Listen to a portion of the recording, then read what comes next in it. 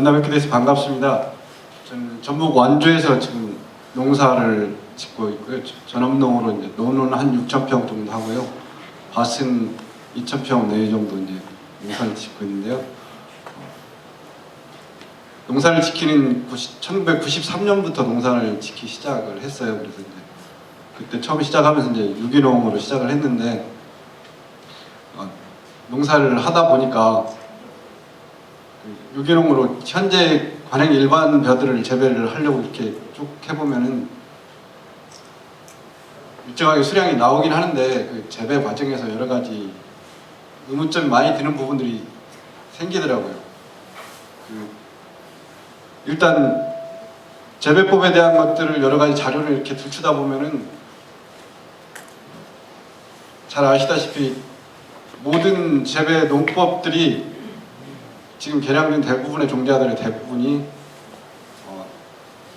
농약, 그 다음에 화학비료, 기계로 하는 농업에 적합하게 전부 다 개발된 종자들이어가지고 유기농을 하기에는 굉장히 불편하고 어려운 점들이 많이 생기더라고요. 그래서 쭉 탐색을 해보고 그 다음에 이제 실제로 재배를 해보고 그러면서 좀 느끼는 것들이 현재 일반적인 개량종을 가지고 유기농을 한다든지 유기농을 좀 넘어서서 이제 자연적인 상태의 농사를 지향하는 사람들 입장에서는 굉장히 지금의 일반 개량종의 종자들은 굉장히 하기가 좀 불편한 부분들이 많이 생기더라고요. 그런 생각이 들더라고요.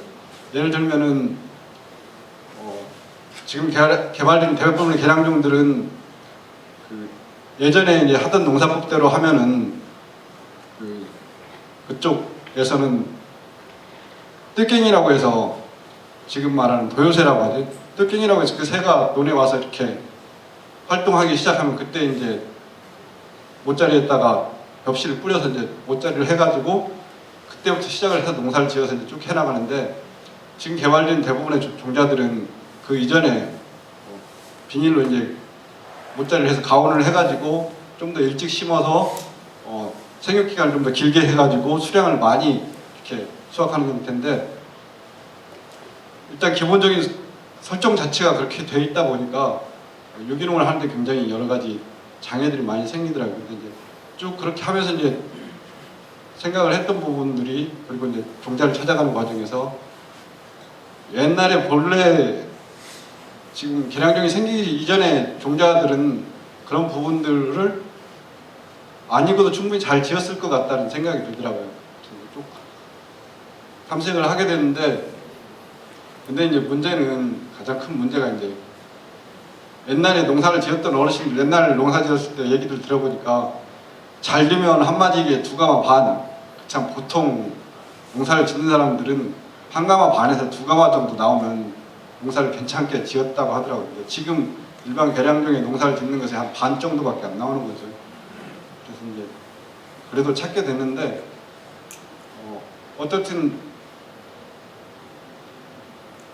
그런 여러 가지 과정을 봤을 때는 옛날에 어르신들이 짓던 그 토종벼들 지금 우리가 말하는 토종벼라고 하는데 이제 저 같은 경우는 토종벼라고 하기보다는 본래 어른들이 지어왔던 물려오면서 지어왔던 그런 전승된 벼들인데 그 벼들 자체가 가장 적합하지 않을까 뭐 그런 생각들이 좀 들었어요. 그래서 이리저리 찾아보다가 인연을 만나지 못하고 어느 날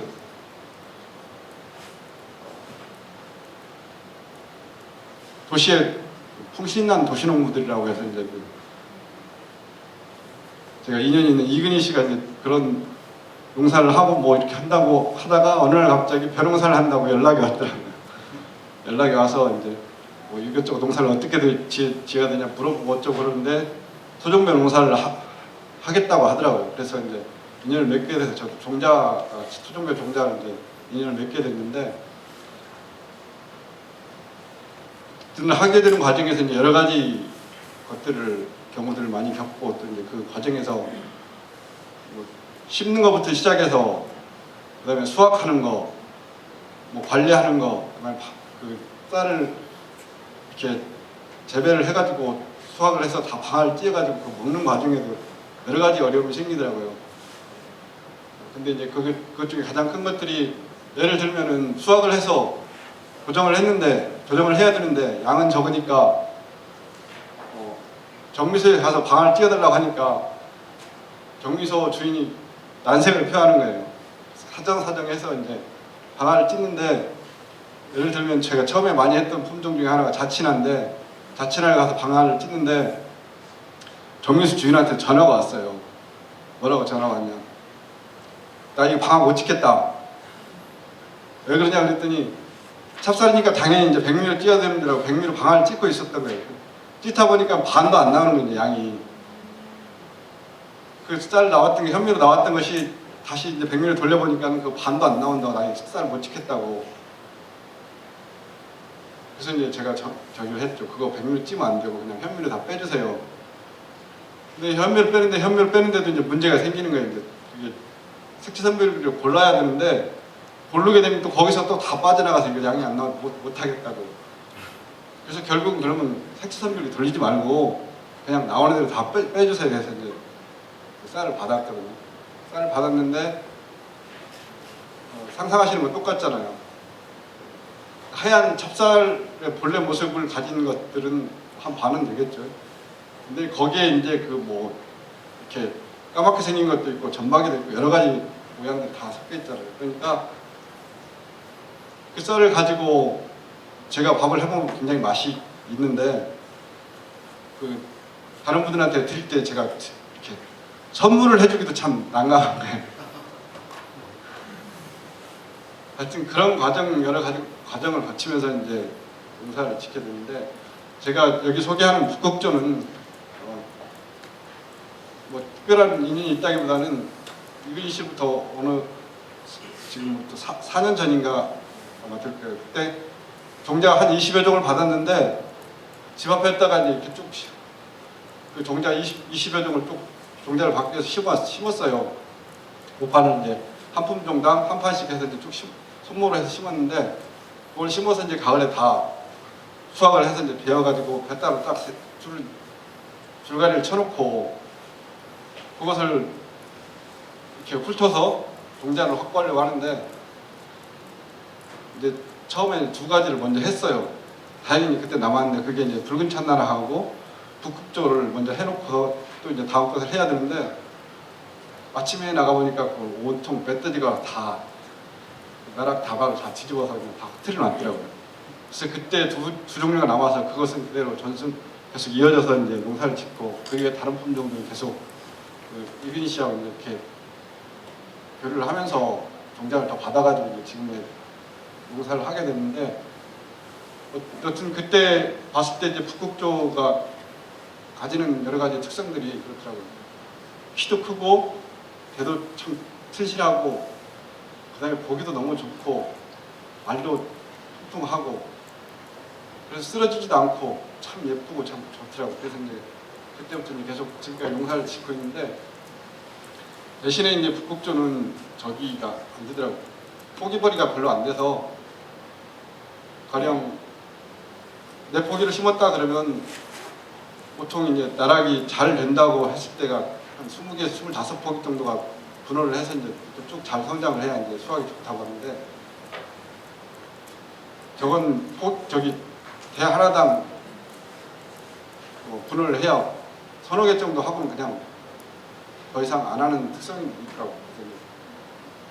북극조를 만약 하게 된다고 그러면 충분히 그 석수를 충분히 잡아서 해야 되지 않을까, 뭐 그런 생각이 들고요.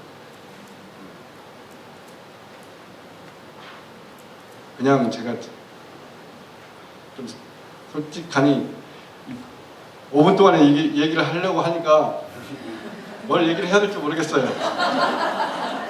왜냐하면 그 토종배 농사를 제가 하게 되면서 하도 겪었던 일들이 여러 가지 경우들이 많고 여러 가지 일들이 많아서 뭐 그냥 그런데 그냥 여기 계시는 분들이 같이 공감하고 뭐 느낄 수 있는 것만 간단히 말씀드리면, 그냥 그래서 이제 토종배는 어떻든 제가 생각할 때 선택하게 된 게 가장 중요한 게, 이제 자연적으로 농사를 외부 투입 없이 그냥 그 자연적인 어떤 순환 체계 안에서 농사를 지을 수 있는 방법이 없을까 찾다가 이제 발견한 게 이제 토종배고요.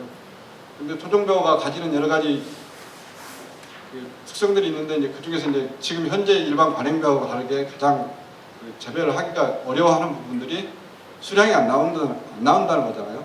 근데 그 수량이 안 나온 대신에 가지는 여러 가지 또 장점이 있더라고요. 가장 큰 장점이 이제 집사람하고 그런 얘기를 하고 이제 같이 쌀을 먹는 사람들하고 그런 얘기를 하는데, 밥을 배불리 먹어서만 좋냐, 아니면 적당히 먹고 그 밥을 건강한 밥을 먹고서 살아서 내나 죽자 사자 젊었을 때 일해가지고 돈 1억 2억 벌어놔가지고 그것을 가지고 결국 늙어서 죽을 때는 병원에다 다 쏟아붓고 자기 집에서도 못 죽고 병원에서 죽고 그렇게 되는데, 그러지 말고 좀 적게 먹고 제대로 된 쌀, 제대로 된 먹거리들을 먹고 그렇게 살다가 건강하게 그렇게 생을 마감하는 게 좋지 않느냐, 그런 것을 가지고 얘기를 하거든요. 그렇게 생각을 해요. 토종묘가 가진 가장 큰 장점 중에 하나가 재배법부터 거름을 많이 주면 쓰러지고 농사도 망치게 되고, 가능하면 거름 안 주고 농사를 지어야 이제 제대로 된 쌀들이 나오고, 그걸 통해서 이제 또 건강한 쌀을 생산할 수도 있고, 주변의 자연에도 이제 가능한 최소한의 어떤 영향만 미치고 우리가 필요한 양식들을 얻어낼 수 있고, 그 과정을 통해서 일정하게 자연하고 사람하고 같이 공존할 수 있는 틀들을 조금이라도 더 넓혀가지 않을까, 그런 생각들이 바람들이 있고, 그래서 이제 그런 과정에서 가장 유용한 그 벼농사 품종 중에 하나가 토종벼가 아닐까 생각하고, 저도 좀 그렇게 계속 농사를 짓고 싶고요. 여기 계시는 분들한테 추천을 드리고 싶고 그런 바람이 있고요.